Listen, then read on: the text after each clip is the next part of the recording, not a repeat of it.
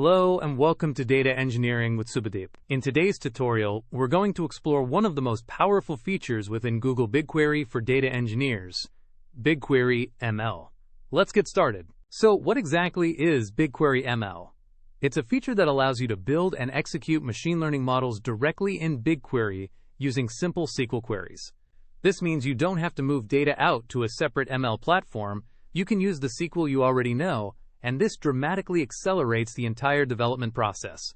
The workflow for using BigQuery ML is very straightforward and maps perfectly to a data engineer's mindset. It consists of 4 main steps. First, you prepare your data using standard SQL. Second, you create your model with a simple create model statement. Third, you evaluate its performance. And finally, you use the trained model to make predictions. BigQuery ML supports a wide variety of models. Today, we'll focus on 3 of the most common types. Regression, which is used for predicting numbers. Classification, used for predicting categories. And time series, which is used for forecasting future trends. To make things practical, we'll work through a real-world use case, predicting customer churn. Our goal is to build a classification model that can predict whether a customer is likely to cancel their subscription based on their historical data. This is a very common and valuable problem to solve. First, let's look at our data. We have a simple table with customer information. It includes features like how long they've been a customer, their total charges, and their contract type. The final column, churn, is our target label. It's what we want to predict. Now for the magic.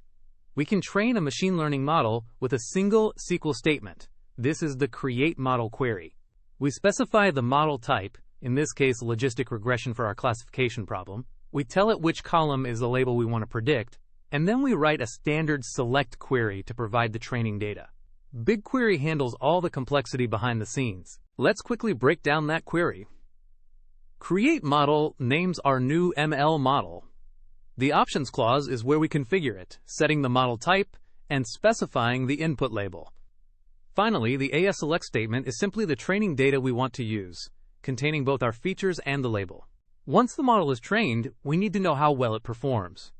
BigQuery ML makes this easy with the ML evaluate function. Running this gives us a set of standard metrics like precision, recall, and accuracy, helping us understand the model's effectiveness. The final step is to use our model. We do this with the ML predict function. We pass our trained model and a query with new data, customers for whom we don't know the churn status. The model then returns the original data along with its prediction, in this case, a yes or no for churn. Of course, BQML isn't just for classification. If you want to predict a numerical value, like a house price, you'd use a regression model. The syntax is almost identical. The main change is setting the model underscore type to linear underscore reg and ensuring your input label is a numeric column like price. BigQuery ML also handles time series forecasting powerfully. To predict future sales, for example, you can use a model like ARIMA underscore plus.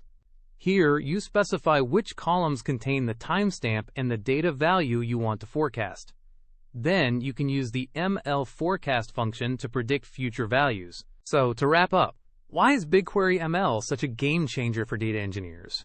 It allows you to use your core SQL skills to build powerful models. It drastically cuts down development time, it integrates perfectly into your existing data pipelines, and it democratizes machine learning, allowing more people on your team to leverage its power. And that's a wrap on our introduction to BigQuery ML for data engineers.